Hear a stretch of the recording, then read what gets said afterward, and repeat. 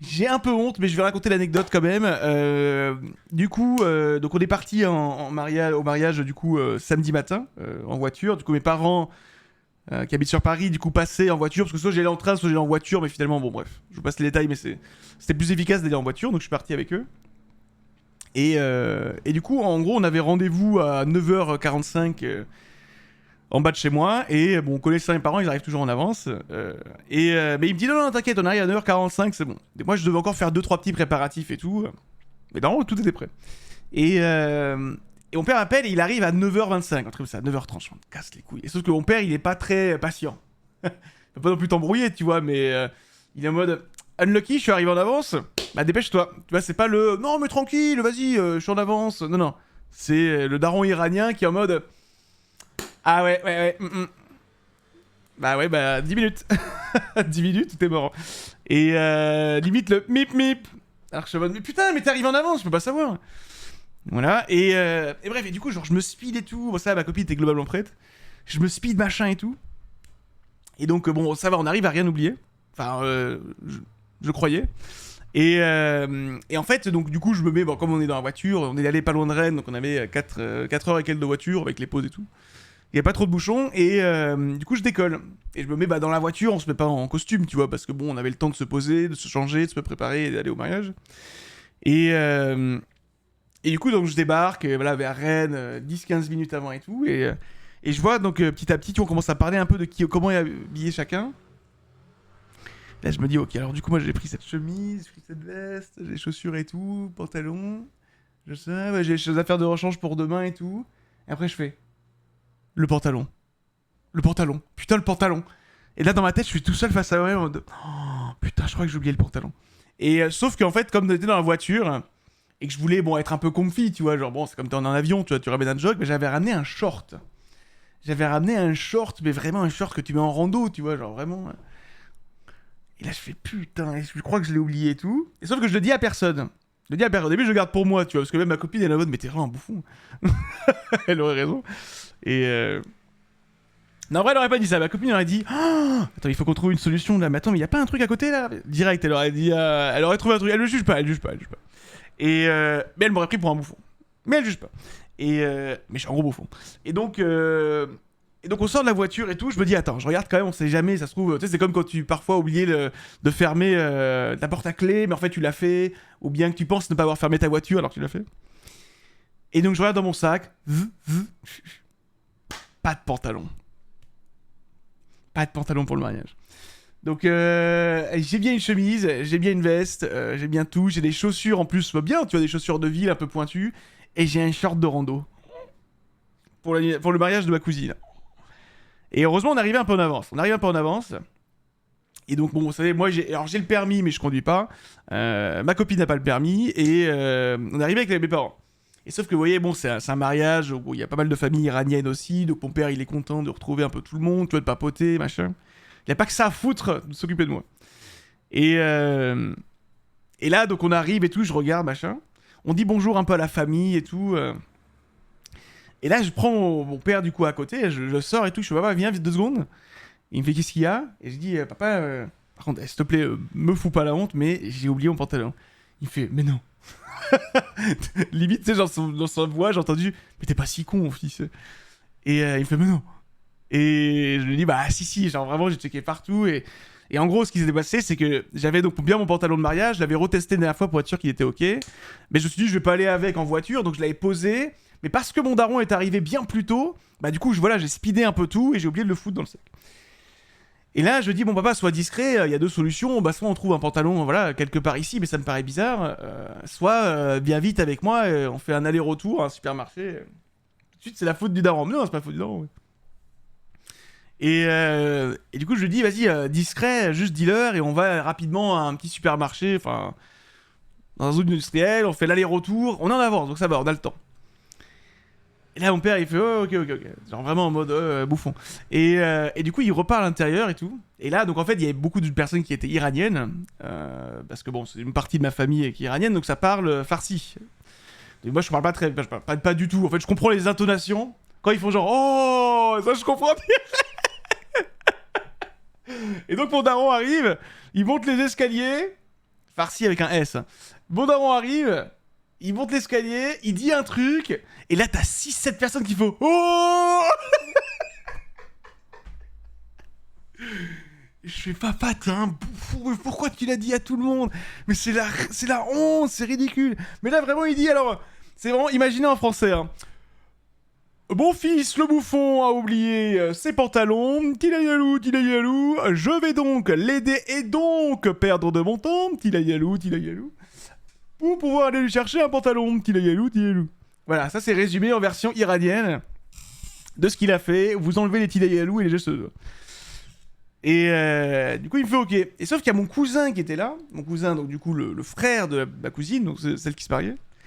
Qui me dit en vrai non vas-y moi je t'emmène y a pas de souci laisse papa en gros se préparer maman aussi et bien on y va ensemble et là et en fait avant il me dit mais attends avant on va aller checker parce que je pense que j'ai un chino de backup et peut-être que ça peut te sauver tu vois et je lui dis non mais en vrai j'ai un gros fiac et bon c'est le cas hein.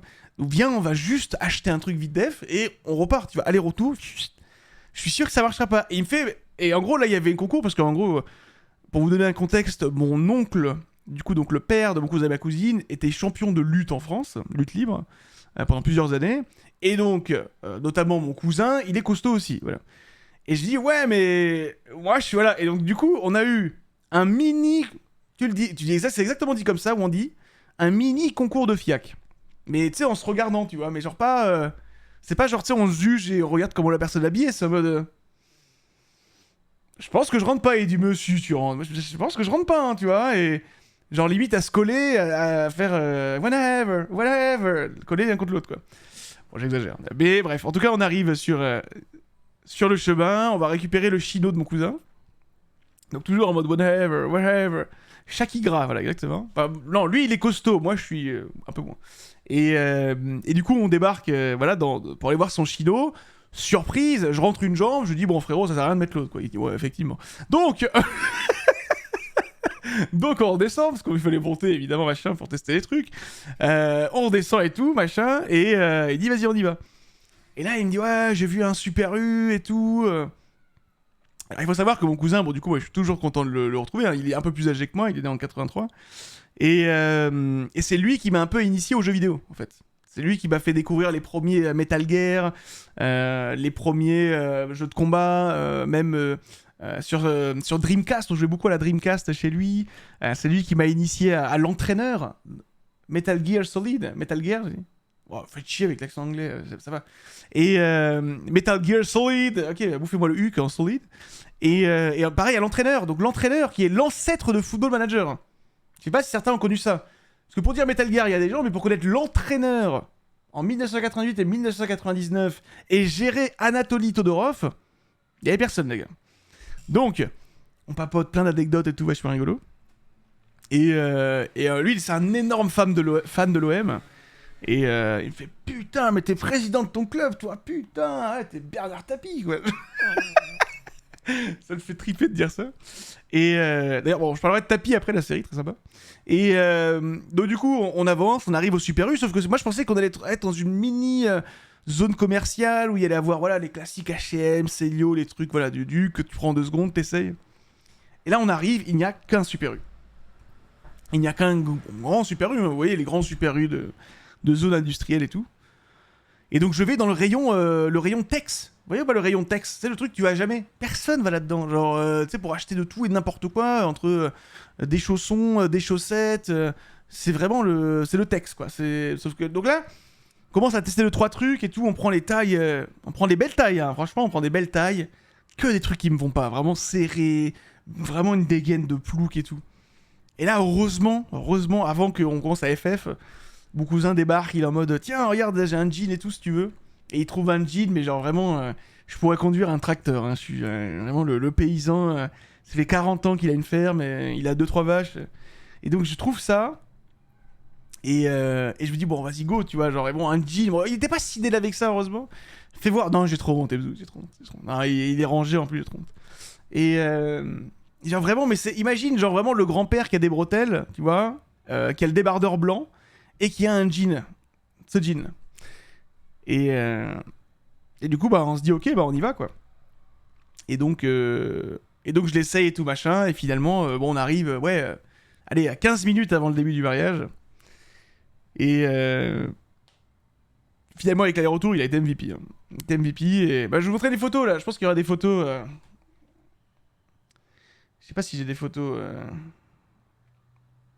Ah, bah, au final, ça va, parce qu'en vrai, bon, j'ai un peu de flow, donc. Je le trouve. Bon, vous allez voir de loin, ok?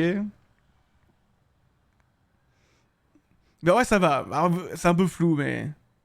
Parce que j'ai pas le réglage en auto, bref. Bah, moi, je suis là, là. Je sais pas si vous voyez bien le. Bah, ouais, voilà, mais il est un peu sombre, hein, mais. Il est un peu sombre, il est un peu délavé, tu vois, ça fait genre tracteur, hein. Ça fait tracteur. Hein. Et voilà, ça, c'est la petite famille. Ah, après, il y a un reflet. Désolé, si je fais le réglage. Il faudrait qu'un jour je repasse en manuel, mais là, je suis en. Avec mes parents et mon petit frère comme il est. Et franchement, il est moyen. Et en fait, le truc, c'est qu'il est un peu large. En haut, il était un peu trop grand pour moi en haut. Et du coup, j'avais pas de ceinture. Donc du coup, genre pendant une bonne partie du mariage, je devais le relever, tu vois. Mais c'était pas très grave. Hein. Bref. Et, et finalement, ça s'est bien passé. C'est très bien passé. On est arrivé. D'arriver au mariage, pas de galère. Et alors du coup, fun fact, je n'ai pas bu d'alcool. Niet, nada. Not even a little. Mensonge. Allez, promis juré. Promis juré. Ça fait 2 soirées d'affilée que j'ai pas bu d'alcool. Hein. 2 soirées, alors pas, pas ici. 2 soirées avec des amis. Hein. Et t'as pas trouvé le bar ah, si. C'est ça. Non, je suis pas enceinte non plus, tout va bien. Mais voilà, j'ai repris le sport, je me suis dit, ça peut être pas plus mal aussi d'essayer de se retenir aussi un petit peu, parce que bon, c'est pas que j'en crève d'envie à chaque fois, mais c'est vrai que quand t'es avec tes copains, la soirée, t'as envie de... Bah naturellement, tu vas directement boire une bière ou du vin ou un champagne et tout. Et là, je me suis dit, ok, là, je vais essayer de ne pas le faire. Donc j'avais fait une soirée en plus jeudi où j'en avais pas bu, là j'ai refait un mariage, j'en avais pas bu, et j'ai passé quand même une bonne soirée, donc, comme quoi. Il y avait l'œil du daron pas loin, alors là, mon daron, il a tellement bu, j'ai vu ça. Oh. Ah, je crois que H24, il avait une coupe de champagne à la main. Ah, il a fait vraiment là le... incroyable, incroyable. Je sais pas comment il a fait. Hein. No joke, hein. Mais en plus, je pleurais de rire vers 1h du mat parce qu'il du coup, il était un peu voilà, éméché, mais tout allait bien, hein, alcool joyeux. Mais et du coup, il faisait des danses, mais il a fait genre vraiment la danse de Papa le pingouin. Et genre, il s'était mis comme as, et il faisait. Mais genre vraiment, imaginez, genre vous êtes debout à la salle, vous avez des haltères, et tu sais, vous essayez de vous pencher vers genre le long de votre corps. Hein. Vous voyez ce que je veux dire Et vraiment, il faisait des danses comme ça. Et tout était trop bien. C'est une super soirée. Quoi. C'est toi qui as roulé retour. Non, mais c'est le domaine. Tout le monde dormait sur place, quoi. Donc ça va. Ouais.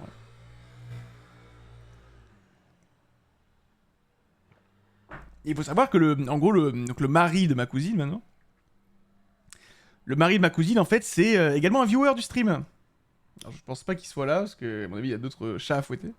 Mais du coup, vous le retrouvez souvent sur le stream. Ouais, je vais pas donner son pseudo quand même pour l'embêter, mais en tout cas, il est. En fait, ce qui s'est passé, c'est qu'ils sont sortis ensemble, donc ma cousine et donc son gars. Et au bout de quelques mois, années, enfin je sais pas, un an et demi, je connais pas la date exacte. À un moment, ils ont dit, mais tu sais que mon cousin, c'est chose. Hein. Il a fait quoi? Mais attends, mais je le connais, je le regarde souvent. Et du coup, il a un peu halluciné, tu vois, sur le moment. Il a fait pardon. Et du coup, ma cousine est mariée avec un viewer, en fait. Alors, c'est plus qu'un viewer, hein, c'est un humain adorable, hein, mais bon, ça va, je sais qui c'est. Ne vous inquiétez pas.